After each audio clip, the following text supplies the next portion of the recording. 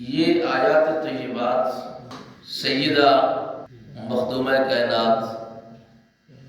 عفیفہ کائنات، طاہرہ طیبہ زاکیہ مزکیہ سیدہ عائشہ صدیقہ رضی اللہ تعالی عنہا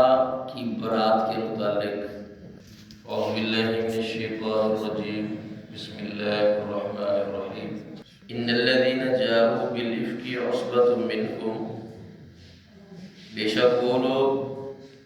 جو یہ بہتان لائے وہ تمہیں سے ایک گروہ ہیں، لا تحسبوه شرا لکم، اسے اپنے لیے برا مت سمجھو، بل هو خیر لکم، بلکہ یہ تمہارے لیے بہتر ہے، لکل امرئ منہم ما اکتسب من الاثم،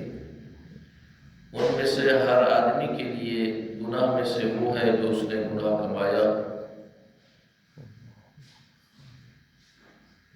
اور ان میں سے جو اس کے بڑے حصے کا ذمہ دار بنایا، والذی تولی کبرہ منہم لہ عذاب عظیم، جو اس نے گناہ کمایا اور ان میں سے جو اس کے بڑے حصے کا ذمہ دار بنا اس کے لیے بہت بڑا عذاب ہے۔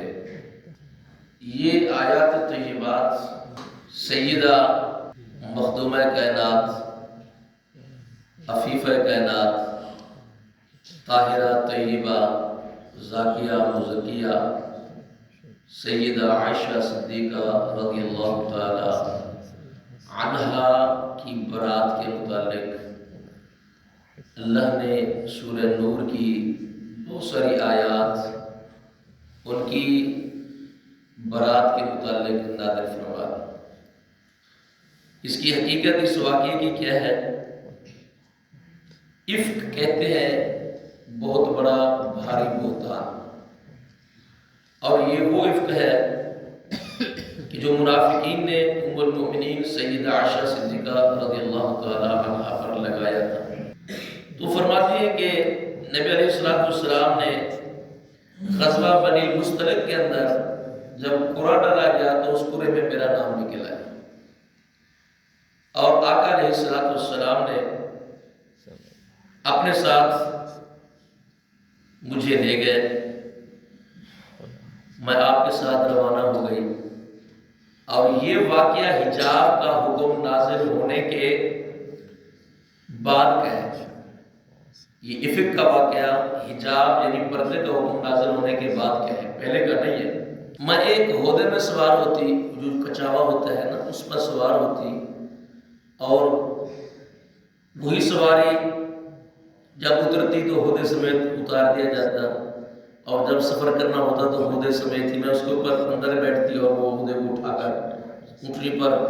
سواری پر جو ہے رکھ دیتے تھے، پھر جو ہے اسی طرح سفر چلتا رہا۔ جب آپ اس غزوے سے فارغ ہوئے اور سفر سے لوٹنے لگے، اب سفر کرتے کرتے کرتے مدینہ طیبہ عین دوپہر کا وقت تھا، گرمی کی شدت تھی، اور اس وقت رسول اللہ صلی اللہ علیہ وسلم کا قافلہ پہلے پہنچ چکا تھا۔ صفوان بن معطل رضی اللہ تعالیٰ عنہ، کیونکہ ان کی ڈیوٹی تھی وہ بعد میں آیا کرتے تھے، جب وہ پہنچے تو مدینہ کے اندر عبداللہ ابن ابی ابن سلول جو رئیس المنافقین تھا، اس نے ایک بہت بڑا اتنا بڑا بہتان لگا کر اور اتنا چرچا کیا ہوا تھا کہ دیکھو رسول اللہ صلی اللہ علیہ وسلم کی بیوی ہے، نعوذ باللہ صفوان بن معطل کے ساتھ آئی، اور ایسی ایسی بات ہے۔ سیدہ عائشہ فرماتی ہے کہ میں سیدھا اپنے نبی کے گھر گئی، اور وہاں جا کر کے مجھے جب پتا چلا کہ میرے بارے میں لوگوں کی یہ باتیں شروع ہو گئی ہے تو میں بیمار ہو گئی، اور پورا مہینہ میں بیمار رہی،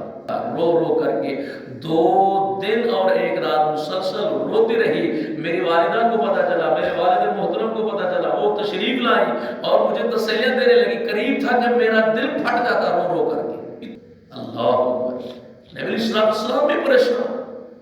صدیقہ کائنات کی تو حالت ہی ہو گئی تھی۔ اب اس طرح کی باتیں چلتی رہی، باتیں ہوتی رہی، بالآخر یہ ہوا کہ اللہ رب العزت نے آپ 17 आयत तय्यबात नाज़िल फरमा दी। और सिद्दीक़े कायनात कहती है मेरे ज़हन के अंदर ये था कि शायद ख्वाब में अल्लाह के रसूल सल्लल्लाहु अलैहि वसल्लम को बता दिया जाएगा कि ऐशा पाक है तो